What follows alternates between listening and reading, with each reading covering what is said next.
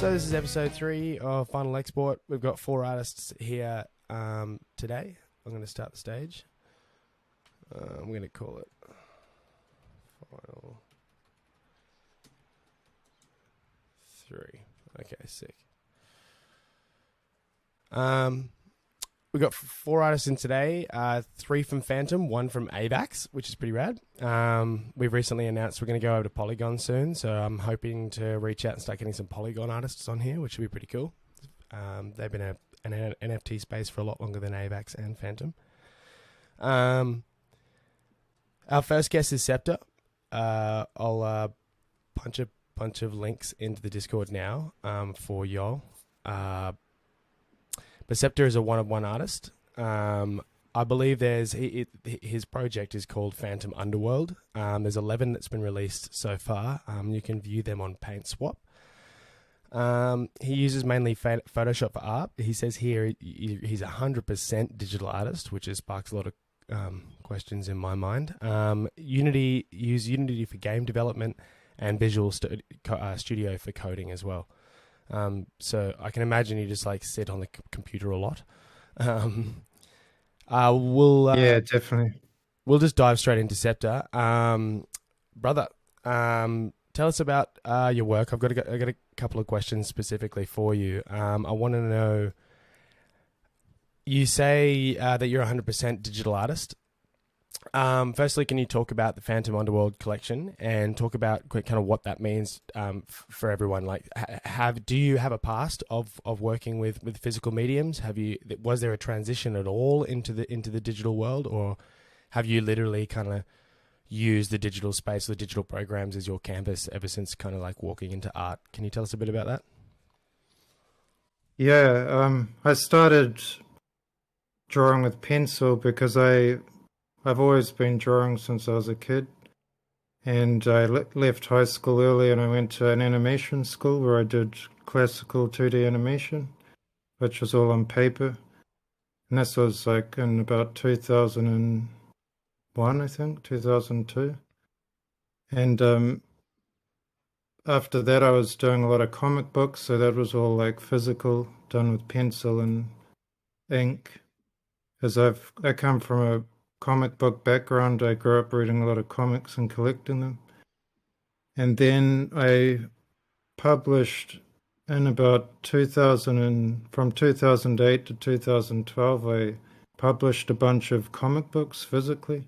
And they were mostly started on paper, but then by then I'd got myself a tablet and I just started going more into the digital world. And after that, I became a storyboard artist on TV shows, and I started there in pencil, but quickly moved to digital because it was just a lot faster. And ever since, it's been pretty much 100% digital. And yeah, that brings me up to now, where I just dived into NFTs maybe a month ago. And at first, I got heard of NFTs throughout the year because they were getting really big and there was a lot of news articles about them.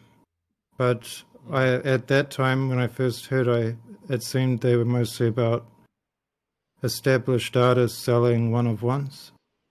And when I looked at it about a month ago, I saw all these generative projects, and that was what got me really interested in it, because I was at that time more of a game developer.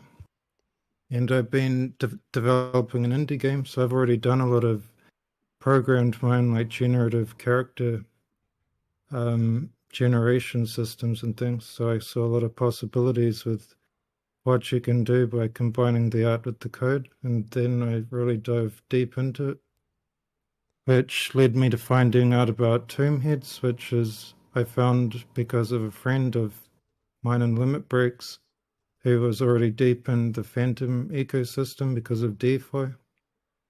And yeah, I just dove straight in. I watched like one auction, and then I just saw a massive opportunity. So the next day I literally I emailed Gab and I just did what I had to do to like try and get ready for the next weekend. Pretty and epic. the rest is history. That's so cool, man. Gab's yeah, Gab obviously needs a mention in a lot of ways because he's kind of skyrocketed so many artists in the same way. It's pretty fucking awesome. Man, that's so interesting. Can you kind of delve more into this comic book world? So, like, in your brain, are you someone who's like super focused around your character development and storytelling? Is storytelling a massive part of like kind of your brain, or is it more just kind of like the aesthetics and the stylistic, the panel nature, and all that sort of stuff about comic books, which draws you to them? Yeah, it's definitely the storytelling because I even wrote like I've done all kinds of random stuff, but like 2019 I wrote a novel which was set in the same world as one of my early comic books. So I've been like really obsessed with story for a lot of years now. I've studied a lot of storytelling techniques and things like that. It's fucking awesome. But it's definitely like a challenging thing to write.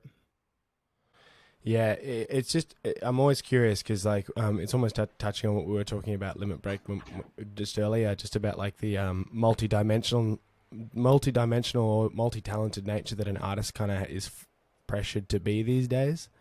You know, I Yeah, feel like definitely. more and more artists I'm meeting always have these like two really strong skill sets. You know, that like whether it's storytelling and character development or like or digital art or coding. That's another thing. It's good. It seems like you're kind of you're almost building yourself slash everything's been building to this point for you, right? Like, and this is kind of appeared as this space which seems like perfect.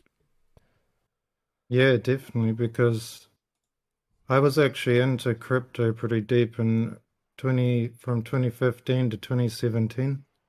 And then after the crash, I left it. So when it came to getting back into NFTs, I already kind of knew all about how to get back into crypto really fast. It only took me like a couple of days to get all set up. So Yeah, that's cool. that was like just another element that kind of prepared me for getting into it. That's epic, dude. Well, thanks so much for sharing. That's it's awesome to hear about kind of like that journey that you've been on. But it sounds like you found your space, man. That's really epic. I'm gonna move Yeah, on I to our love it second so far. guest. Her name's Petu. Hey, Petu, how you doing? I'm great. How are you? I'm really, really good. I'm going to drop a bunch of Petu's work in the Discord for everybody. But Petu is working with a project called Spooky Bears. She works in a variation of different styles. I'm really curious about all of this at the moment. The Spooky Bears NFT project. I'll drop a bunch of examples in the Discord chat. But it's more kawaii, cartoony style. Yeah. Which she describes as light years away from her original style, which kind of involves more gore, horror, fashion, fetish genres. So we'll talk a bit about that. But we'll have to talk. I love to talk about kind of your whole scope of style. She uses Photoshop for her digital art, but she's also versed with paper, canvas, and oils and acrylics. So yeah, my question is to you. Tell us a little bit about Spooky Bears. I personally don't know a lot about it. I'm really interested to know. I know it's part of a bit of a collab that you've been working with. But where did the bending of your style begin? I'm really curious of whether this is due to like whether you've been designing for a long time and this is like clientele's asking for a range of different styles, and then you're having to kind of like make it work, which has kind of gifted you with this wide range of digital art. But yeah, tell us a little bit about kind of where this kind of large grasp of style comes from and what Spooky Bears is about. So, I mean, the truth is, we really started off on like a completely different route at first. Spooky Bears was like the teddy bears were not what we were going with at first. So I work with my teammate, amazing teammate, Ryder's dad on Discord. I'm just gonna refer to him as Ryder. Um, So at first we were going with my personal style. He saw a bunch of my drawings, and we've been friends for a while, but he saw them and he was like, "Dude, like we could actually make this work into the NFT space." I've been drawing. I feel like most artists say like I've been drawing since I was a kid, but I mean it's true. Mm-hmm. I have, and it's always kind of ranged from it really depends on how I'm feeling. If I'm like outraged or sad, my style will definitely become a bit more like uh, gory and just my emotions will spill out on the paper. Um, but so we actually came to Spooky Bears as of kind of a whim. Ryder was saying that you know, a lot of people like cute things. And I was like, yes, of course. I mean, I feel like most people do. So I was a little skeptical going over to cute things because I thought it's not my style. It's not usually what I do. But, I kind of realized that it was kind of a blessing to not have to do my personal style because my personal style requires a lot of emotions. And I have a hard time putting a price on those things. So getting to kind of explore my cute side of which I didn't really think I had, it's been so fun to kind of forget everything that I know of, everything that I expect of myself, and just like create something completely different. And yeah, it's kind of amazing. So Spooky Bears, I mean, it has this whole lore about it of, um, it's the bears, if you know what I'm saying, that have been condemned to an eternity in Fudville. And they're giving a second chance to kind of redeem themselves in the afterlife. So, I mean, it's like, it looks really simple, but the concept is super cool, and we have like a bunch of cool utilities. So, yeah, it's amazing. That's epic. So you this is a your can you tell us about your introduction to the NFT space? So you talk about this partner or this writer that you keep mentioning. This is obviously someone part of a smaller team or a larger team that are kind of like have put all the necessary people in place to get a project off the go, and you've just landed yourself as the artist for this project. Is that correct? Has that kind of been your launching pad? Yeah, so I mean, the thing is, this is a friend of mine. We're a team of three. So Ryder is the lead developer, and I'm the artist and creative director, and we have another friend of ours, Blue Baloo, who is the social media manager. Um, but so I've basically been given like all like creative, like I get to do basically whatever I want. It's still kind of sort of in, if he asks that of me that I need something, I will do it, of course. But so I mean, I knew about NFTs, but I mean, to be honest, when he introduced it to me, I was like, I don't know if I can do this. But this is what has been so great about it is that I walked into this not having any expectations really. So I wasn't afraid or kind of I wasn't super worried about what like the NFT people like or crypto people would think about what I was doing. I was just trying to deliver something that I liked, even if it was like not usually my style.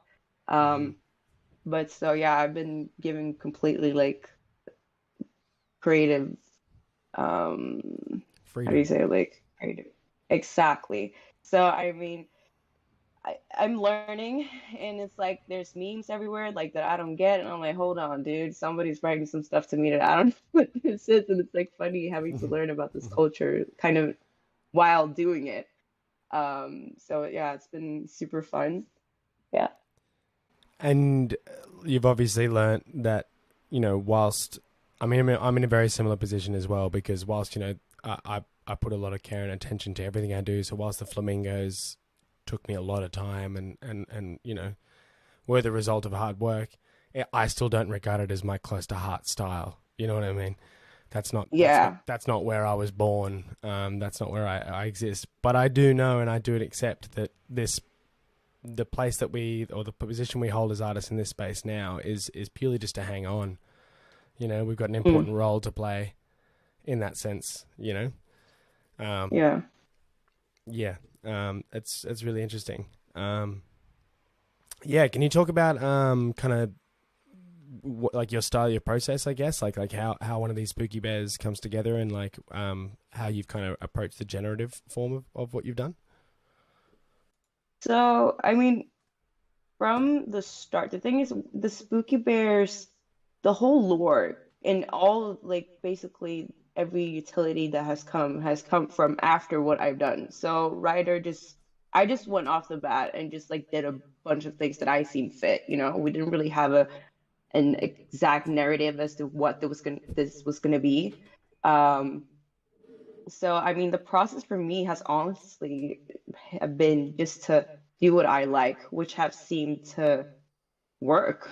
I mean, the attributes for our bears didn't really at first have any specific meaning behind them, or um, I kind of just wanted to go off this very specific kawaii sort of handmade style, which I'm very like I can go pixel deep into things and like sit and just like focus on like things that some other people wouldn't even notice. But as long as I see it, I'm bothered by it. But so like everything is supposed to be really kind of handmade. It's perfectly perfect, if that makes sense.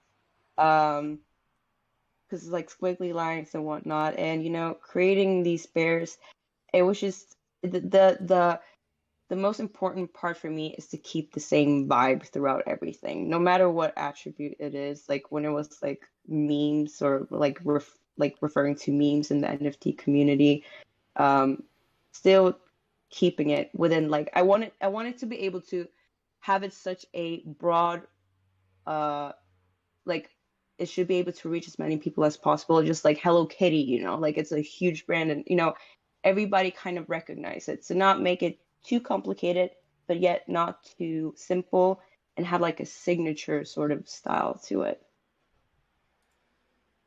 Easy to process art. Yeah, it's not it's not the easiest thing to pull off. It sounds like, I think the simpler you get, it's kind of one of my fascinations with a lot of 8-bit work. I'm always fascinated with like your access to detail is so much less. So you have to like be so much more intelligent about how you use every element of drawing. Thanks so much, Petu. That was super insightful. Thanks for sharing all of Thank that. you. I'm going to move on to our next guest, which is a good friend of Czepta. I'm interested to hear about your relationship and how you guys kind of met. But our next guest is Limit Break. How you doing, my dude? Yeah, good, dude. Good. Wicked. So Limit Break is a one-of-one artist currently. His style is incredibly unique. I've got so many questions, particularly about your transition from the physical world into the metaverse realm. It's very nostalgic-driven art. For me, it looks like it's literally peeled straight off the street. It's got so much influence, aerosol influence. It's a very, very, very distinct style, and your use of colors is mind-blowing in my opinion. Thank you. Thank you so much. My first question and my immediate question is, and I'm just waiting for my laptop to stop doing weird things, and I will drop these images into the chat. However, with the images you gave me, there's so much physical merchandise. There's so much stuff you've done which involves actual using like, PlayStation controllers or Nerf guns or whatever it might be. Posca pens, which I believe is like something you're using a lot. But then you look at the transition of the digital art and the stuff that you've sold in auctions so far, and there is literally like not even you can't even tell that like the transition between physical and digital has been so incredibly seamless.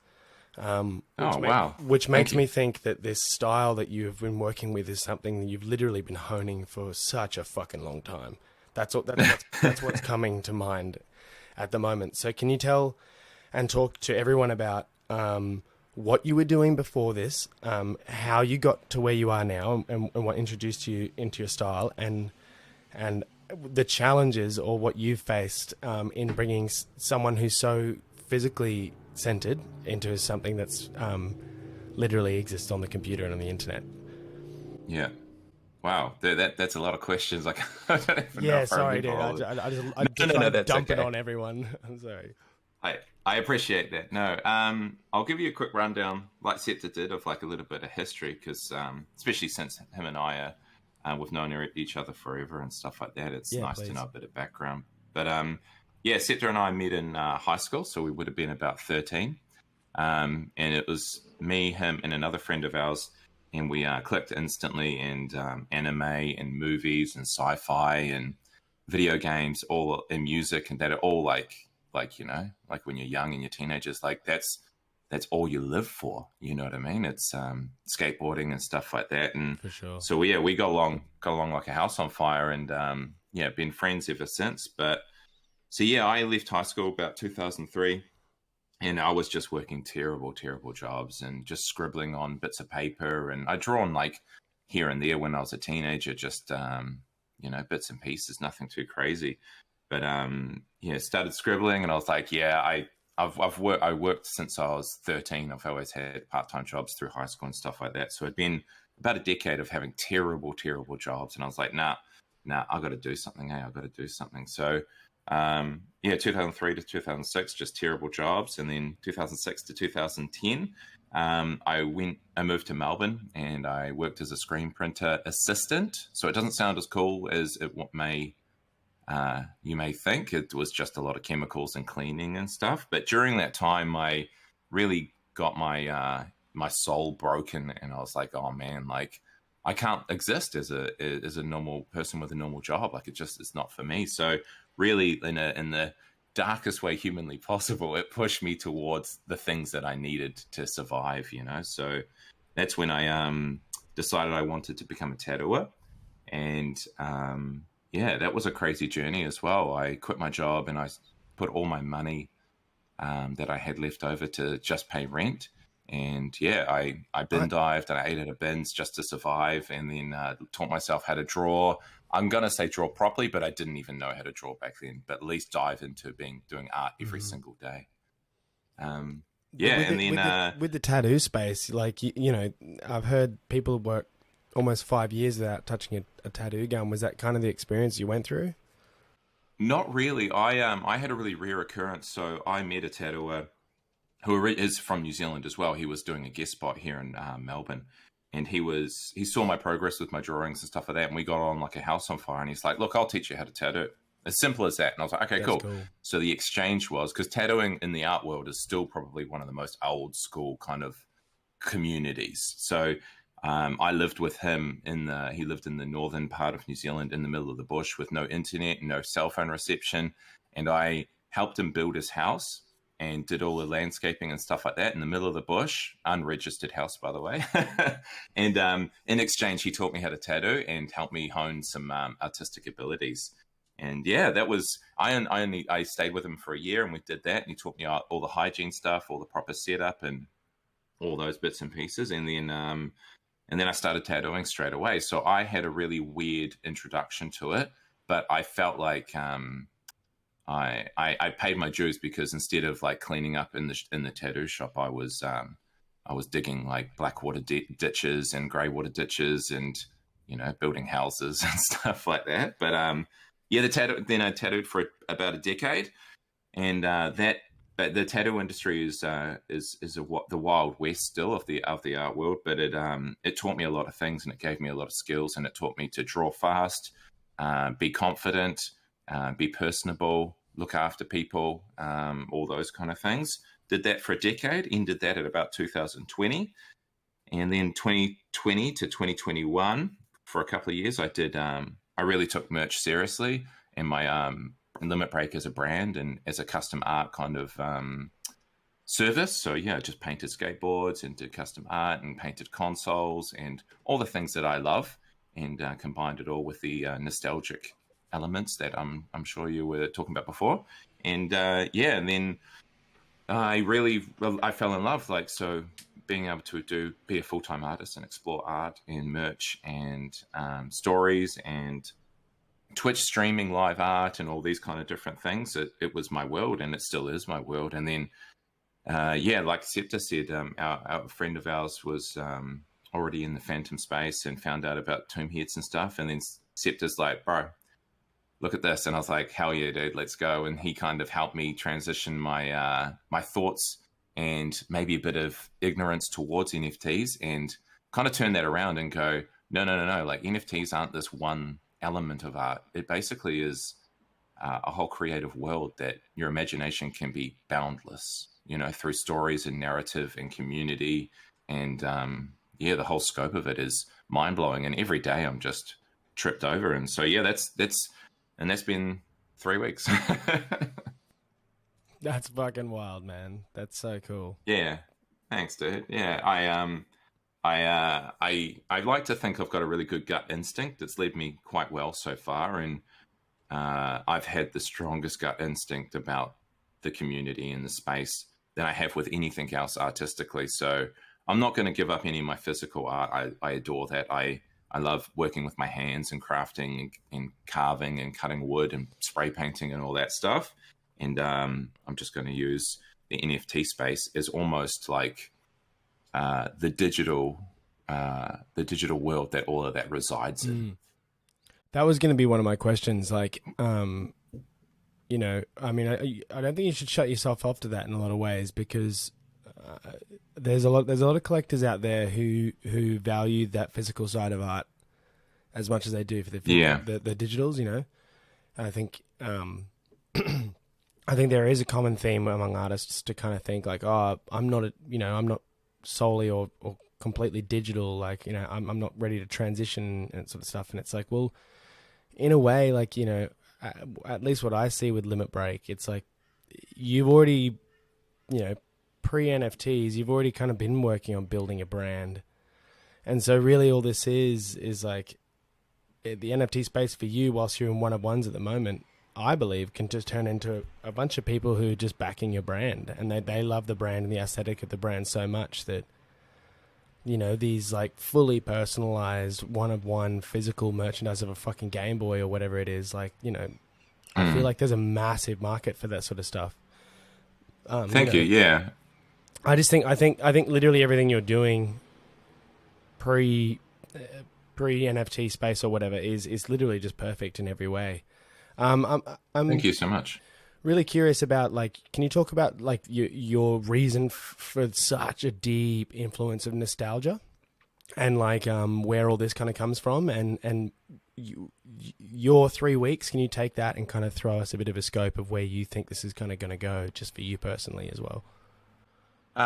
Yeah, I guess touching on the nostalgia thing, I know we all as artists probably share that inspiration and wherever we get it from, music or other forms of art and stuff like that. And I just have this deep connection, and I feel like this is obviously honed when you're a child.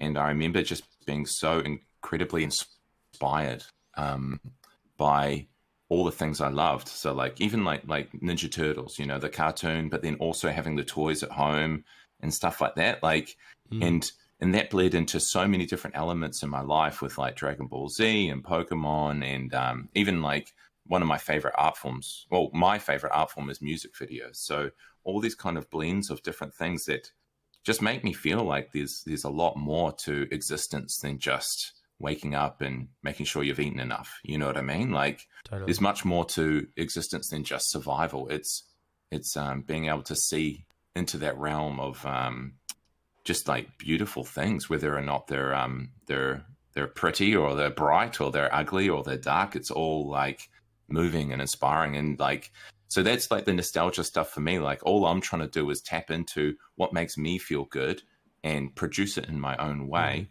so that that feeling can carry on, even if it just hits one person, or even if it only hits me in the future, looking back at my old stuff. Like at least it's kind of got some sort of ripple effect through the creative world. And to be honest, like, don't get me wrong, I'll always pay homage to the things I love, because I feel like it's a full cycle kind of thing. But I've been thinking a lot about, and touching on your other question about the last 3 weeks, I had a limited amount of time and I wanted to dive in quick, and I have to still sleep Yep. at least 3 or 4 hours a night. So I decided to have my first collection as something that I know and something that I can pump out and do the best of possibly with the short amount of time I have. But the second collection, that's where I feel like I'm really going to explore the depths of how far we can go with what the mix of storytelling and visual aids can do. That's exciting. That's so awesome. Thank you so much for Thank that, you. Limit Break. That's so fucking epic. Thank you, dude. I appreciate you taking the time with us all. It's really special to tell the stories and feel more inspired from hearing other people's stories. I'm just jumping on my own fascination, man. I'm I'm just so fascinated by all of us in here, kind of giving it all a go because we're all in early days. Awesome, yeah, me too, dude. Super special. All right, I'm gonna move on to our final guest. This is Mari. Everybody. Hello. Hello, Mari. I'm gonna drop some stuff in the chat as we kind of talk, but I'll give a little bit of an introduction. So Mari hit me up through it's cool. There's a Project AVAX, Project Build Guild on AVAX, and there's a little space there for artists, and I put a little ad out on there just kind of prompting people to reach out. And Mari reached out, and we had a good chat. We kind of got to know each other. She's working on a project that's releasing quite soon. I'll let Mari kind of delve into the details of that. But the project's called Winter Witches, and this is what Mari's been slaving away at for so long. So I think we'd all love to hear about kind of what's keeping you up at night at the moment, and what the most things you hate about the project is kind of swarming you. But you're in an exciting stage. It's a collection of 5,000 witches. There's 500 whitelist spots. It's coming out soon. She's a mostly digital art, but she uses sketch pads occasionally. Krita is the program that she uses. I've never actually heard of this program, so I'd love you to kind of talk about kind of what brought you in and how this program kind of brought you into the space. But she says she's using Procreate quite a lot more these days. Mari, yeah, tell us about kind of your introduction into the NFT space, your adaptation of style, and kind of there's a bunch of examples you told me and you showed me, which is not all 8-bit, but the kind of Winter Witches take kind of that style. So can you talk us about kind of like, yeah, your transition into the NFT space? Is there a team behind you? The challenges and things you've been facing over this process of getting a project ready for mint. Yeah, of course. I was just gonna, I completely forgot to send you some examples of my project. So I'm gonna send you a few pictures if you want to post those too of the actual Yes. Winter Witches. Feel The free rest of the, feel free to just drop yeah. them in as well. Here, I Just- sent them to you. I got Okay, them no worries. in there. Cool. Yeah. I guess I'll start sooner before NFTs.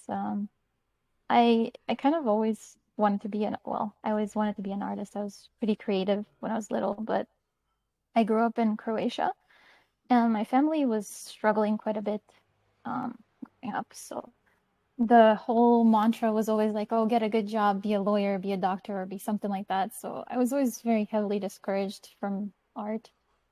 So I pretty much dropped it for most of my years growing up. I only picked up art maybe like 4 years ago, back up. I moved to England when I was 18, and eventually I made like a little bit of money, and I went onto Amazon and bought like a $25 drawing tablet, which was actually made for Osu, so that was kind of ridiculous, but I made it work. So eventually I started working on taking commissions from people, and just, as most artists do, I made some more money and upgraded, my tablet, and so it went on. I found this little tiny space within the Twitch community where I learned how to make money on helping people with their like Twitch emotes and all sorts of graphics and stuff. And that's where the whole like marketing yourself kind of thing popped up in my life. And I realized that's something that's going to be pretty important as an artist if I am to make it in like as, your career or whatever. So I've been just mostly doing that, and my biggest focus was improving my art and just learning to be better. And there's so much stuff out there to learn. just on YouTube, there's so much resources. But yeah, then I eventually started hearing about the NFTs. I saw all these like generative projects, and I was thinking, like, I was trying to figure out how they were doing it, and I figured, I could do that. I could make all the art, but I was always stuck on the part of, I don't know how to code. I don't know how to do these things, and I didn't really know anybody who could help me with that, so it kind of all fizzled out. Until recently, I actually started getting more into NFTs because my boyfriend is super into NFTs and crypto and all of that space. So he kind of introduced me to it, and I joined this project, and I really liked it. So I started making art for them, like just as fan art or whatever. And they saw that, and they were like, "Oh my God, we really like what you did." So, that's actually that one with the little raccoons. They really liked it, so they took me on. I worked on their project, Trash Pandas. They're on F. But it was really, really fun. And that was the first time I had this experience of working in a team, which was crazy and really cool, because usually I was just on my own. But yeah, since I am I am like my own artist, and I have things that really interest me. You'll probably see most of my stuff is like witchy, and I also like drawing girls a lot.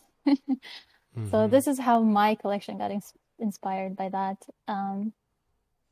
Winter Witches, I wanted to make this more for Halloween, but I was busy with the other project for a while. So amazing. So you're a fan artist, and like you're in a way like you're an artist that kind of hung around the areas of different spaces, and then you kind of got, I guess, thrown into it by the encouragement of people surrounding this work you're inputting. And then all of a sudden that's kind of built, obviously, this confidence for you where you've been like, you know what, fuck this. I'm going to go do my own fucking like project and I'm going to kill it kind of thing. Is that right? Yeah, pretty much. Cool. Because like I said, all the time I was growing up, I was so heavily discouraged that I had no confidence in, my own artistic abilities or whatever. I didn't think this was something I could ever do. So getting this kind of response from the community has been like insane, and it means a lot to me. You'll actually see the little pixelated dino with the animation. That was also for another project on AVAX, DeFi dinos. And then the little witch with the raccoon on top, or cat raccoon. That was for Kumo's world, the Kumo X world. It's also another project on that. So, kind of cool. Can you tell us about Winter Witches? What? Give us some dates. Like when is it releasing? All that sort of stuff. Like what is it about? Tell us about Winter Witches. This thing that you've been slaving, and I can only imagine. So I started on it. I was so excited. I literally got through half of my assets. I have like in maybe like a week or two. It was so fast, and there were so many assets. I was just so focused and excited and motivated that the work just kept going, and I was just like, that's the only thing I was doing. But yeah, we're releasing on the 28th of December. I'm pretty much, I started it also. I was literally just alone, and then one day I ended up reaching out to another AVAX project because I know the two guys working on it. They're very good with coding and all that. And I reached out to them, and they were really excited I reached out to them, and I was blown away. So they agreed to help me. They're pretty much helping me with all my smart contracts, and they helped me figure out how to do reflections for my project, and it's really cool. So they are also on the team, but like kind of advisors kind of role. But yeah, I have 5,000 witches, and 500 will be a whitelist, which is going to be free mints. So and the public sale will be for 1 AVAX each. The reflections will work in a way that the first 2,500 people to mint will be getting 10% back of all profits. And then the next 2,500, so the last portion, will be getting 20% back, 20% reflections back. And I have a whole roadmap lined up. I really want to like tell you about it, but I can't tell you too much because it's not all 100% locked in yet. But there's going to be this really, really, there's going to be this really, really cool thing with burning witches, since, witches and very. Ah, But well done. Well done. we got the dad jokes in. Uh, But yeah, it's gonna be really cool. It's gonna be a really cool mechanic, I think. I'm super excited for you. It's going to be awesome. Thank you. How many attributes, just last question real quick. How many attributes? You got 5,000 witches. hmm How many Um, attributes, kind of like, and including everything from skin to eyes to hats and all the rest of it? I'm assuming it's gonna be around 150. Okay, nice. Well done. That's a Yeah. mammoth effort. Thank you. Very, very good stuff. Awesome. Thanks so much, Mari. I'm super excited to kind of. Just a last question: how long since like kind of entering the space to where you are now? How many Oh, months? How many years? Since oh, you mean NFT space? Since October. But Yeah, as an cool. artist, maybe like 4 years. Yeah, it's kind of strange. I'm starting to realize just from all the conversation I've had that somewhere after June this year, something fucking happened. Yeah. And everyone kind of decided it was the moment to jump in. Which when I say everyone, I also mean no one. But I think, yeah, just artists in general have had a lot more confidence in the space since that time. I think it's becoming a lot more art focused, which is really fucking epic. Yeah. All right, guys, that was epic. We've now basically shared our stories with each other, so we know a bit about each other. That's the whole kind of point of the intro. From this point on, I just want to kind of like open up conversations. So just chime in at any time. I know it's a bit hard sometimes with the delay back and forth, but I'm just going to delve straight into it. So Decross, who's been listening since the beginning, has asked a pretty epic question. With these questions, anyone listening as well, put them on the board. We'll basically just answer them as a group. Anyone can chime in on their 2 cents. So the question is, has anyone had any problems with entering into NFT space because of the negative attitude of the ordinary community of artists towards NFTs? Okay. As a creator of upcoming collections on which different artists I'm working, I can say that, for example, in a Russian-speaking community, there is a problem with the disapproval of NFTs. Many people are boycotting it, like the ArtStation users, but on a large scale. Have you come across any similar experiences? So some backlash or some boycotting from your peers in the real world versus this new space that you've entered into the metaverse, where there are cases when a part of your audience is turned away from you just because you've started your activity as an NFT artist. Yeah, so let's talk about that. So like, yeah, your the reflection or the moods and the attitudes that you're getting in the real life or in the real world in your application there versus around your transition as an NFT artist. Does anyone want to chime in on that? I just have a short story that can kind of reflect, and I didn't really know how to take it at first, but now I'm making peace with it. But I've always used Instagram as a platform for showing off my wares, physical or digital. And as soon as I started talking about NFTs there, I almost feel like Instagram itself started putting my profile on shadow ban. It was so strange. So ever since then, I'm getting like half the amount of engagement, and the engagement that I am getting is relatively either ignoring it all, or I'm getting like some negative feedback from people saying just some things about how it's not ethical as far as energy consumption goes and stuff like that. And then I try and hit them back with saying that I'm on the Fantom network and it's a lot better than Ethereum and stuff. And that was kind of hard because Instagram's been my my main driving force for all of my tattoo career for 10 years and then all of my merchandise career as well. So I was like, man, like I can't do this. I'm lost. None of my community likes it. And then I slowly start to realize that it's kind of split field between different social medias and stuff like that. But I'm lucky that I didn't let it dishearten me, and I've found so much love through other communities and stuff like that. And I think it may be just a period of time of knowledge that needs to be shared with the general public, so they can slowly warm up to the idea that it's not this, it's not this passing trend or anything like that. And as the more understanding, the more knowledge shared, the benefits are only going to grow, So that's my little 2 cents. Yeah. Yeah. Sorry. No, you get it too. Go. Yeah. So I have kind of the same experience. I also use Instagram to kind of uh, show my stuff off, and I kind of the response I've gotten from people is kind of, oh, you're selling out, like you're selling your soul to this, and it's like I'm doing something, like I'm trying to make a living. Like people sort of just they kind of see it as like I'm I'm basically selling out myself as a person to this.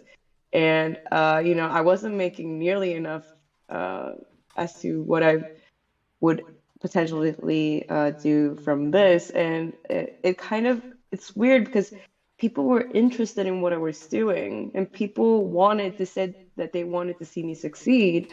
But as soon as I start to kind of put my stuff up for like NFTs, all of a sudden it was a problem. And I don't know, it was just a very weird reaction. But I mean, at the same time, the people that were saying those things that they wanted to see me succeed and whatnot, and that they were disappointed almost to see me selling NFTs, were also none of those people were people that were actually buying my stuff. So the people that actually were invested and actually like supporting me, I'm not saying that you, in order to support me, you have to pay me, but people who were like more hardcore like fans, I guess, they were really supportive. It's kind of like, not to say like they're haters, but it's kind of that vibe that I got from it. Mm, Very similar here. It's the true believers, the core community members always feel like they're going to be positive and almost trust me that I'm going to make the right decision as far as the endeavors in art. But I had, similar experience, like just random people out of the woodwork going, nah, dude, sucks. I hate NFTs. Why are you doing that? You've kind of disappointed me. And I'm like, dude, man, I'm sorry, man. I'm just trying to spread my wings. Yeah, exactly. Yeah, it's such a Yeah, strange Yeah, I've thing. seen a lot of similar things in the game development world. Like I've been in the kind of game dev and art world for a long time, and it kind of felt a bit weird because I almost felt like I didn't relate to a lot of the people that are in those communities anymore because they all have such a negative kind of idea of NFTs and other things. And I think it's almost like they see it as a threat. Like Ubisoft just announced that they're bringing NFTs into their games, and there was a lot of backlash from that, where they even had to almost back down from it. But I Wow. think it's such a huge paradigm shift that a lot of people are scared and they don't understand it. Like a lot of people just think it's all about money grabbing, and there's nothing about art to it. They just think it's some kind of gold rush that everyone's trying to cash in on. But NFTs are actually a new art form, and a new way to present art. And they're so much more than just a JPEG, which is how they're usually portrayed by the media. Yeah, good call. I Makes think me- it comes from a lack of understanding, which is all where a lot of negativity in any field comes from, is not understanding and being afraid of their own lack of knowledge, I guess. I think you'll see that if you try and have a conversation with an artist who is super against NFTs, they'll bring up points that don't really make sense because they're not very educated on the matter. And I think that's the biggest problem. Everybody is just like, well, I'm in a Discord server with a bunch of artists that, we just share art and stuff. And I tried talking to them about it, and it was horrible. They're no. they're all like super against it, and they're all. I see this common thing where they think that everyone's like this weird snake soil salesman, and that's like kind of the idea they get. And I can understand that because there's definitely a lot of that happening in the space, but that isn't the space, It's like a certain amount of people who are trying to cash grab, and there's always going to be that kind of people. But if you're an artist working for this, like, how are you the snake oil salesman? I don't get that. I think it's it's kind of comes down to community at the end of the day. Community is like the cure for any kind of like, you know, viral kind of negativity. I think, you know, there's a valid point to people's skepticism in a lot of ways, because there are, you know, within the arts, there's a lot of naivety. I've experienced it over my years in the music industry a lot. And I do worry. There is a genuine worry there for me for artists that don't have the proper perspective in a lot of ways, and are getting kind of butt fucked by teams or people who are kind of taking advantage of their hand or their work. But that doesn't change any different in the real world. That's you can't blame that on NFTs. Like, that's just how humans have behaved for a very long time. And if you I feel like, you know, if you're an artist and you haven't learnt by now that most people are out to kind of fuck you, and if you haven't learned that by now, then, you know, yeah, good luck kind of thing. But yeah, this space is it's very important for those reasons. You know, it's yeah. I'm glad that we just we've got a bunch of people who can realize that most of that negativity comes from kind of FOMO and all the rest of it. You know, us humans, we act in very, very weird ways to each other. When someone sees something good coming for you, for some reason, one of the most common natural reactions is just to kind of be spiteful and I don't know. We're strange creatures. We're very strange creatures. Yeah, I think we naturally love to have a response to anything that comes our way, and that unfortunately the easiest one is negativity through some sort of reason, because of, like you said, fear or change. A lot of people don't want to change, and I can only speak for myself. I was one of those people, and one of our friends, mine and Czepta's friends, Ghost in a Nutshell, who's in the audience right now, I'm going to thank him for the rest of my days with his patience with me, because he was singing the praises of all the glory of the digital realm and NFTs, and I was very ignorant to it for a long time, and he stuck with me, and yeah, I'm very, very grateful for that. It's kind of the most incredible thing about NFTs is like really what's starting to be built is all you need is a few people to really fucking stick with you, you know? I would really like to talk about Limit Break. You kind of touched on it before. Like, I want to talk about the transition from pre-existing audiences to the NFT space, because one thing I've found very difficult is transiting, you know, being a band of 13 years, for example, trying to take this mammoth hard work that we've done on, you know, playing the fucking social game, you know, paying for every little bit of content we have to try and get, like, you know, I've always hated Facebook and the fact that, like, your page or something gets a like, but then that means nothing. I still have to pay money to get shit to them, you know? Like, we've all been tied up in that advertising fuckery game for so long. However, now trying to transition those fans over to the NFT space, because to be honest, I just want to live on Discord. Like, if I could literally bring and transfer my band and my fans over to Discord, this way I don't want to fucking post on Instagram or fucking Facebook. Like, the further away I could get from those people, the better, you know? Can we talk about that, like, across the board, all four of us, like, where challenges have arisen from there, like, or have you just accepted that you now have two fan bases? You have like a fan base that exists in the NFT space, and the fan base exists on the old world, you know? For me, I mean, so basically we kind of started from a clean slate, considering that we went completely off something else. Like, I went with this whole these cute teddies, which is like, I mean, I thought about posting it, but I was like, dude, this is so far off what I'm doing. Like, people, like, because my audience on my personal style, they kind of take it, like, I don't take my art too serious. Although it's, like, super personal, like, they get so, they're so serious about it, that they're analyzing it, and I love it, you know? And here I'm like, oh, look, a cute bear.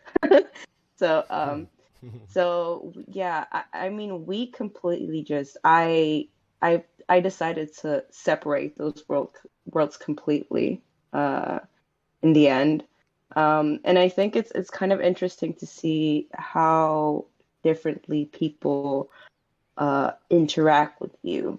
I think people are almost more like chill and like want to have fun on the NFT space. Meanwhile, like on Instagram, where also everybody like they're like personal accounts. Meanwhile, on like pretty much most of our people in Discord are anonymous, you know, so people just kind of, I guess, are more keen to let their guards down also. So I think, I mean, that's, it's been like amazing kind of getting to know people without actually knowing them and not having them being like afraid of showing like who they are, afraid of like messing up or whatever. That's awesome. Totally. Does anyone else have an experience kind of transitioning from, yeah, that kind of using one space to the next? Go ahead. Oh, no, you go, Mary. I've talked too much. I kind of, when I got into the project that picked me up, I kind of went all in and announced it, and I was like, I'm so happy, I'm so excited, this is huge. You know, I had a lot of creative freedom in it, and I was able to do a lot. And basically, the people on my Twitter were like, "Oh, this is terrible. NFTs are so bad." And for the next like couple weeks, I just had people sending me a bunch of articles written by like I don't know, mainstream media about how NFTs are bad. I don't have the willpower to argue with these people, and you know, they're not bad people or anything, but it's just it's the media's fault too, because all of this misinformation is being funneled all the time. And there's, I don't know, you can fight it or you can just kind of go like, yeah, whatever, and move on. I mean, if the people want to stay, they can stay. If not, they don't have to. It's, you know, it's the path that I'm choosing to take. You know, it's still me. That's my experience with that. Awesome. It's amazing. I'm trying to think about some other things to talk about. I kind of want to maybe tap into the future. Want to put something on the board. Just about where we see the NFT space growing, and what to do about growth. There's obviously next year is going to be a massive year for all of us. I think, just across crypto in general. I think.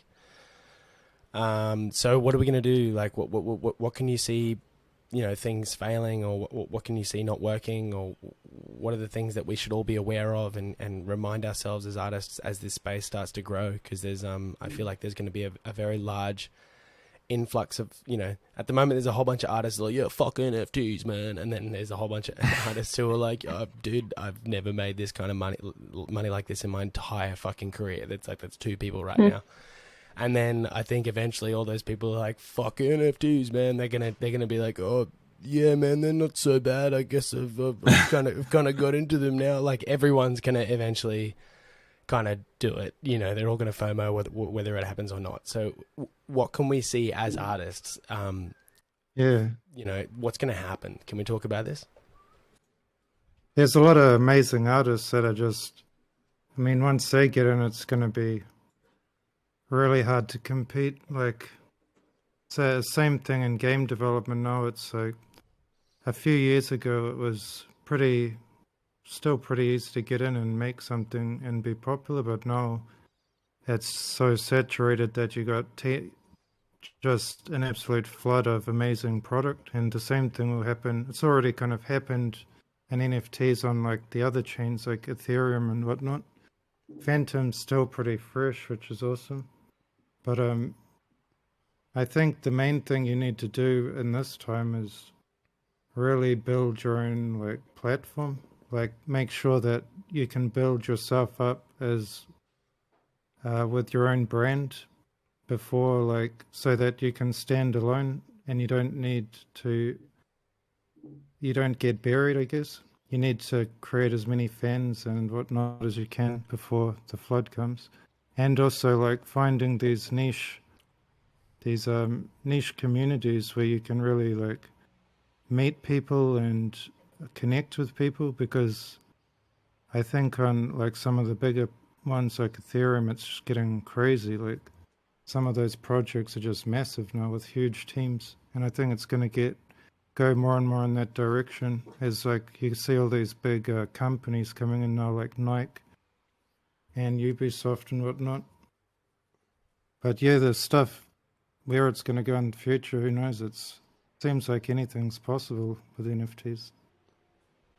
I think that's where a lot of people who get caught up, who are maybe ignorant to it at the moment, I've only been in it for a few weeks. So I'm surely going to find out more. Where people think NFTs are just another avenue. So it's like, oh, he writes songs and she draws pictures and sells them like physically at Comic-Con, and then this person does NFTs. It's not like that. NFTs is like in the entire scope of any creativity. Like, I've always wanted to write a book novel, like Czepta has, but maybe I don't have to write a physical book and produce it and stuff like that. Maybe the entire narrative of what I want to write can be produced through a collection of NFTs. Like, I get to get that creative freedom out without having to get, all the physical limitations that novels may bring. You get to explore more of creativity without having to rely just on painting or just rely on writing a song. It can be all of it. Or rely on yourself. One thing I'm really excited about is like this whole thing is in a lot of ways forcing artists to be like, hang on, like for so long I've like been so you have like the isolation of being an artist, and like you're so isolated because you need that in order to hone your skill and style. No one can be really hanging around your shoulder while you're fucking really nutting out, the bare bones of understanding drawing, right? But I think that manifests such a mentality that you're on your own, and like, and because you're on your own, you become so protective because you've only ever been on your own. So that's where the protectiveness comes from, But there is a new kind of pressure with NFTs and the way that it grows, in the fact that like, yeah, if you want to do all these multi-layer things with your art, that's fucking awesome, but you're only human, and you won't be able to, you can't handle all of that. But in a lot of ways, as long as you're open to it and you're open to collaboration, there's so many different avenues. Like if you wanted to build a story, you can help the community behind your art can help you build that story. Or like there's so much community interjection that can happen, or whether it is just kind of branching out. And I guess what I'm trying to say is like you're learning to relinquish control a lot more. And you're like, you realize that you're fluid as an artist. Like, yes, you've got your style. Yes, you've got your hand. You know exactly how to execute, but you're so fucking open to adaptability. You're so open to fluidity. Like you're willing to change and fucking grow with the community that kind of fucking invests in you and drives your shit, That's fresh. I think that's an important part to the question you asked before about the future of NFTs, especially. We can all probably sense that 2022 is going to be a huge influx of different things and different projects, and a lot more people coming into the space. And I feel like as artists, the community aspect and being part of something bigger is important. So not saying that some people are going to fall off the boat in 2022, but I feel like if you're honest and open and you produce work that you feel is worth producing, and it's got a great message and stuff like that, and you explore those things, I feel like it's only going to add to it. The more that you can give it, then the more it will be, I think, I really agree on I think as an artist overall, you have to be happy with whatever you're producing, because otherwise it's going to read through. If you're sitting like a question mark, trying to basically just thinking about like, oh, what's trending right now in the NFT world? What do people want? I think it's great to try to steer yourself into like adapt to what people are asking for, but as long as you're staying true to yourself, I think that's the most important part. Because as it's like a comedian trying to not step on anybody's toes on their comedy routine, and trying, like, if they're so worried about making people laugh and not sure if like their jokes are going to land or not, it's going to be a flop. And I think it's kind of the same in the sense that people can kind of sense that you're not sure if not that you have to be sure what you're doing, because God knows I doubt myself all the time as an artist, but to kind of still deliver yourself. That sounds like so clumsy, but I mean, No. I think that's what I'm trying to like with my stuff. Like even if it's super different, it's still me, and it's not like I'm trying to force to. It's not like I'm trying to make other people like it. I know if I like it, there will be people that will like it, and as long as I'm happy, I'm sure other people will be as well, you know? For Yeah. sure. I think that's the coolest thing about NFTs that I found when I dove in, is just the variety of art. Like in the Tomb Heads auction, there's everything from abstract uh, expressionism to pixel art to comic book rendered stuff, just everything you can imagine, and it all has an audience there. It's not like just one kind of art that succeeds. Mm. Yeah. It's pretty exciting that everyone does have their space, you know. And I think that like the early stage which we're in, which is the coolest stage, because every artist I've kind of talked with and connected with at this stage, doesn't matter what the style is so like fucking it's that's just where the fascination lies between us, you know. Everyone's looking at everyone's different style and being like, oh fuck, you know, how do you do this, how do you do that? Like, I'll be brutally honest, like 8-bit art for me was something I didn't really understand aesthetically, right? Like prior to coming into the NFT space, I always kind of looked at it and I was like, I don't understand the appeal of it, right? And then talking to artists and the actual like the process that goes in, and like I was kind of touching on before, like the lack of lack of control you have over detail. You know, I'm working with a 400 by 400 pixels grid. That's it, or even way less. You know, and then like having to try and evoke so much storytelling in such limited access, like it's fascinated me. You know, it's blown my mind. It is like literally a style which I was so adverse to, which I'm now just like, fucking, I really want to give that a shot and give it a go. You know, I think if there's anything that the space is promoting, it's like it is adaptability and an ability for everyone to remain really confident in their style, but also willing to kind of like bend, morph, and change as the years go on. You know, That's beautiful. It is. It's really epic. I want to talk about as well, kind of what outside of our job, right? Our job is to like Petu was saying, stick true to ourselves, do the stuff that make us happy, and stay kind of confident in what we're doing. I want to talk about what everyone thinks here is the job of other people. So we've mentioned Tomb Heads Auction House a lot, so that's kind of what I'm tapping into there. But like, what roles do you see being quite essential to be filled as as the space grows, in terms of making sure that emerging art has a platform and stuff? I know, Czepta, you mentioned before as well, there's going to be a massive influx of big brands and like huge name artists that's going to start coming to the NFT space. What roles do you think are really important to be filled in order to make sure that emerging artists and true kind of underground art is always kept kind of having a platform? I think people like Gab, like people like a lot of the guys that are buying the art and Tomb Heads, they really support anyone having a go. They don't seem to have any kind of a bias or any kind of an attitude against like what kind of things they want to give a go, you know. So anyone that's open like that and just really about building a community and bringing in new people, I think because that's, I think, the big thing that people that are against NFTs don't understand. And it's what I only learned about that's what kind of got me into it at the start when I first went to one of those Tomb Heads auctions a couple of weeks ago, was just how integral the community aspect is to NFTs. Like, NFTs at the moment are pretty much nothing without Discord and Twitter. They have no value except the value they have within the communities that are surrounding them. So yeah, I think community is the number one thing that people need to understand about them.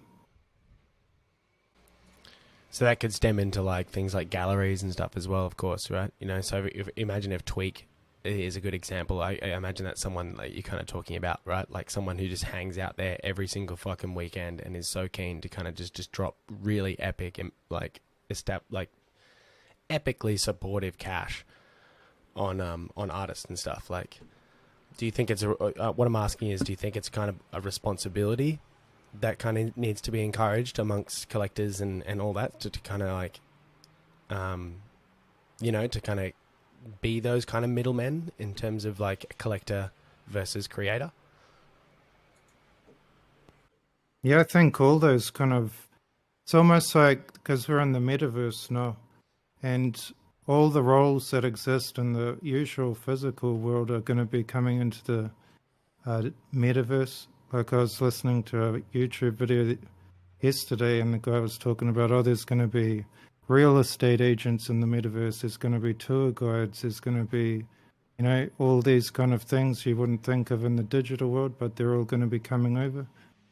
So all the same stuff like hype people and people that are promoters and all this kind of stuff, they're all going to have a place in the metaverse and NFT world, and they are needed because everyone has their own skills. Like there's the artists, and then there's the middlemen, and then there's the buyers and the community members. So yeah, it's not just one thing, I think that's important to touch on, like every single kind of like positive thing about this we've talked about so far always comes back to community. And that's not just being an artist with fans. I think that's supplying the community with your skills just as much as they're supplying the community with their skills. And like Ed said, like Czepta said, the scope of it is it's a digital world. There's a place for everyone, and we have to all kind of rely on each other, otherwise it might not work.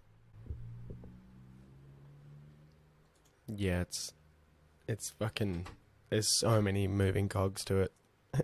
It's a giant beast. But you, like what you said about Tweak, and I've had this conversation with Czepta and other friends recently, and it's like, I want to see that guy's collection. I want to see him have his own night where we can all digitally view everything he's got and just be in awe of the awesomeness and, the kind of support he's given everyone. And, and just enjoy the art as well and be like, wow, he got that piece. That's cool. And just inspire us all that it's working. The machine's kind of turning over. Yeah, that's kind of what I was saying. Like naturally these jobs and these roles will be filled, because, obviously Tweak's a whale. He's like, he's obviously a really, really like early Fantom adopter. And you can tell that this guy's just like, dude, this is money out of thin air to me. Like the fact that this can go back to the shit that I love, and the guy, don't get me wrong, that guy's got an incredible eye for aesthetics. He doesn't bid on everything. Of course. You sit in the term heads auction and Tweak's name will pop up on those pieces where you're like, wow, But as he makes those purchases and he does, grow that collection, I think naturally he's just going to look at what he's got and be like, dude, I've got a fucking responsibility here. Like I'm going to fucking build myself a gallery, and I'm going to make this a place for people to kind of like, a center point for people, kind of like what I'm trying to do here in a lot of ways. Like, this is very early days of this podcast, but eventually, like by doing it weekly, the same time every week, I want artists to come here more than anything, to be like, oh fuck, this is, I can actually like, whether you're skeptical or whatever, you're listening to these chats and you're like, oh fuck dude, fuck this. I'm so sick of waiting. I'm going to fully jump in, and then after that 2-3 months where they've kind of got to the end of a project, they finally find themselves in that same community that encourages them talking about what they're doing, Well, you're providing something incredibly special. These conversations, especially amongst artists who either they know each other or they don't know each other, this is the kind of thing that you can't buy. You can't go to the shop and buy these conversations. You can't hear about the histories and how it relates to the future. You have to be in these spaces to kind of enjoy it and learn from it. And as artists, like you said, you want more artists in here. That's what we all thrive off. Damn, man, like your last one last week, I only came in halfway through because I was unaware that it was on at that time, but it fueled me for the entire week until now. It's so beautiful. Yeah, that's it, man. That's it. It's all I ever want as artists. As an artist, I just want to talk. It's the only people I trust is other artists. You know, literally. That's awesome. Yeah. That's awesome. Well, everyone just gets it. Like, there's not Yeah. a single talented artist I've met who hasn't kicked fucking shit and dirt for so many fucking years. You know, it's like, Yeah. There's always an exchange. It's not just given. It's there's always something behind that balanced it out. Yeah, exactly. Is anyone in the audience want to put their hand up, raise their hand, jump up on stage and ask questions, put some questions to the group? Please raise your hand. I'll bring you up on stage. Otherwise, you can just plug it into the AMA chat room. But Limit Break, Mari, Petu, Czepta, is there any questions you guys want to throw around just to kind of keep the conversation kind of rolling for the next 10 minutes? We're almost hit 1.5 hours, which I'm stoked on. I'm pretty set in stone that that's going to kind of be the time that we do each week. But yeah, is there any questions you kind of want to throw to the group? Any important info you reckon we can extract? What about you? What kind of plans do you have for this podcast to carry on weekly and just explore artists and new artists and their futures? And you know what I mean? Like, do you have any ambitions to turn into something more, or is not something more, but like explore other avenues or anything? Absolutely, man, 100%. Well, I keep tabs on everyone, and I've kind of like building a big database. Just making sure that I kind of keep in contact and I watch the progress of each of the artists that we get here. Cool. Obviously, I want to start inviting people back, which is going to be really cool. That'd be great. Maybe a months or a couple of months in between kind of chats. But I feel like over time, you know, because I don't plan to stop this. So over time, you know, over the course of 12 months, I feel like there's a real relationship that can start to grow. And then, I've got plans to basically start building more of a community kind of focused thing. Obviously, the Mingos, the whole point of this is cross-chain. My whole goal is to blur. I don't want any lines in between chains. I don't want any. You know, art is fucking art. There's people laboriously slaving over their fucking craft, and that is literally it. That doesn't need to be anything else a part of the conversation. I want this to turn into galleries. I want it to turn into art shows. You know, what we do as a band over here in Brizzy, we've got a festival that we do annually every year, and it's got dancers and theatre and art and all sorts of shit. So we're in the current stage of transitioning that festival to an entire NFT art festival. So, wow, cool. That's also a platform for artists who aren't NFT artists. So at the festival, a part of our booking will be like, we're going to put your art and display it, but we're going to take photos and we're going to digitize it, and then we're going to set you up with a smart contract, and we're going to force you to sell this as an NFT piece of art. Wow, that's awesome. Almost, that's like awesome. Forcing artists into it, you know, being like, cool, shut up, man, like jump the fuck in, bro, like, you know, and throw them in, and they'll be like, okay, you're right, this is epic. Just trying to turn this into an epicenter for artists, man, just a place where everyone has a voice and you know, a place to shill your project and it's quite simple really where I want this to go. But I just want friendships, and I want to be able to, you know, maybe 2 years from now, just be like, hey guys, you know, maybe create some sort of liquidity pool of some kind with the collectors around the artists we have, and then we spend that liquidity pool on getting everyone together and having a big fucking party or a big conference or something like that, where it's just art and it's just a whole bunch of artists that come together, and, you know, we all get pissed for a couple of days or something like that. I don't really fucking know where it's going to go, man. Just friends and chats and encouragement, just bold fucking outright encouragement. That's beautiful.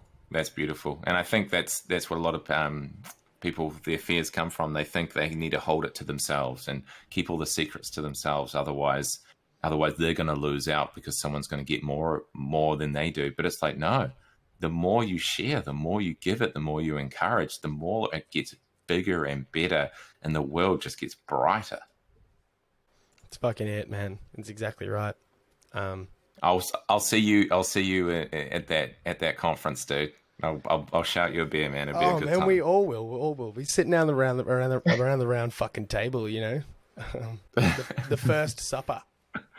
Yeah, dude. And you say a couple of years. I think you know that it's not going to be a couple of years. It'll be quicker than that. This place is moving exponentially fast. Yeah, exactly. I'm ready for it, man. Wherever it grows, totally ready for it.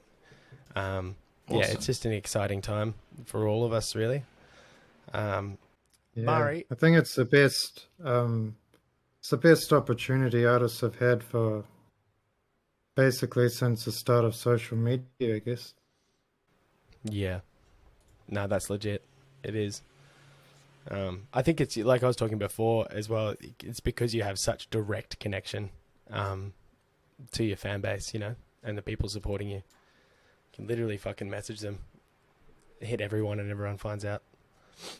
Yeah, I mean, honestly, like the best part of this whole like project that I've been on is just been able to the fact that I've been able to talk to so many different people and just like have random people just write me like, you know, the time difference from like around the world, the people just writing me like, I love your art. It's like, oh, thank you.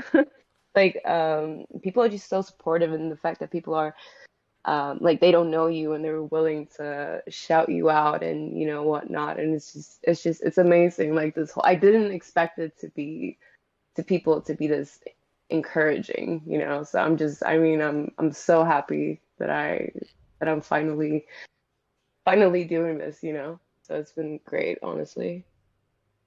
Awesome. Fuck yeah. Congratulations. Yeah, thanks. Congratulations to all of us, I guess. Yeah, totally. exactly.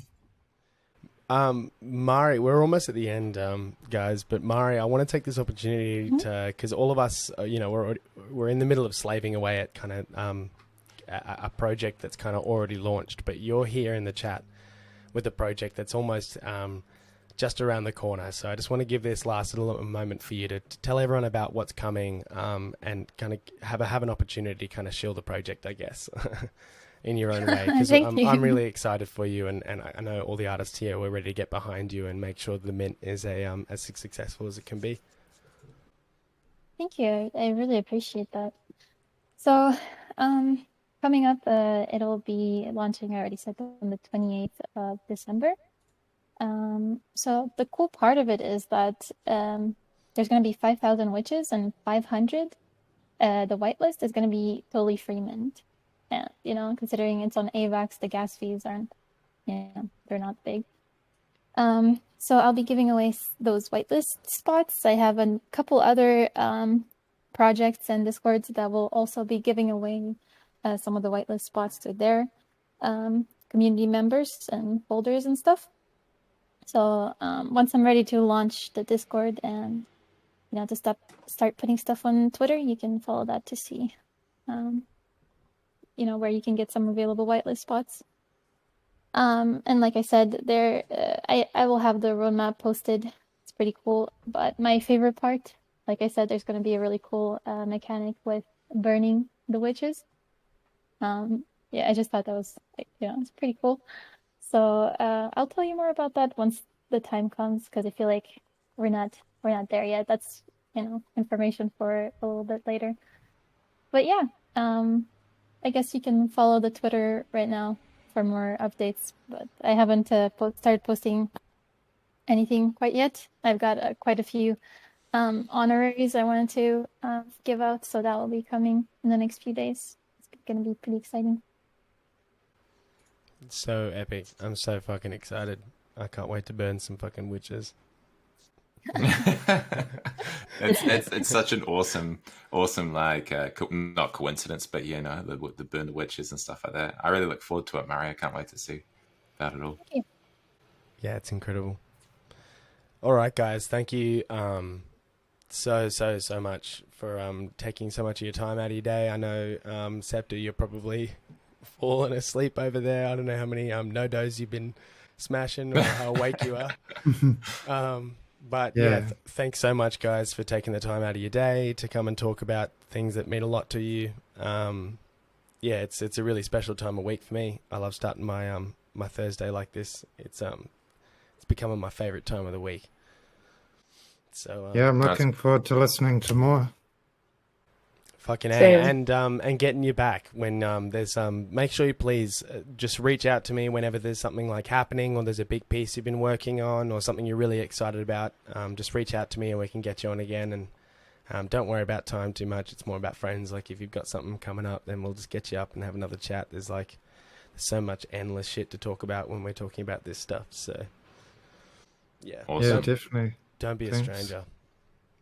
Thank you so much for this, dude. Like, yeah, never stop. And I know you won't stop, but don't stop. Like, this is important, very important, especially at this stage of the growth of it all. It's yeah, really good, man. It's my absolute pleasure, man. I fucking love connecting with people. It's the best. Yeah, Yeah, thank you. excellent. Wicked, guys. No worries. Thanks so much. I'm gonna let this download and all that sort of stuff, and I'll get it up on YouTube. Fortunately, I've got the whole one. I had a little bit of technical difficulties last week, but I've got the whole AMA here, everything we've talked about, including the introductions and stuff. So I'll get this this yummy, juicy chat up online, and then we can share it around to anyone who didn't make it this evening or this morning. Cool. Awesome. Excellent. Alrighty, guys. No Sweet. worries. Like I said, don't be a stranger. Reach out, say hello, and I'll talk to you guys real soon. Thanks so much for coming on. Thanks Thank for having you. me. Thank you. Thank you. Bye. Take it easy. Right on. See you guys. See you. See ya.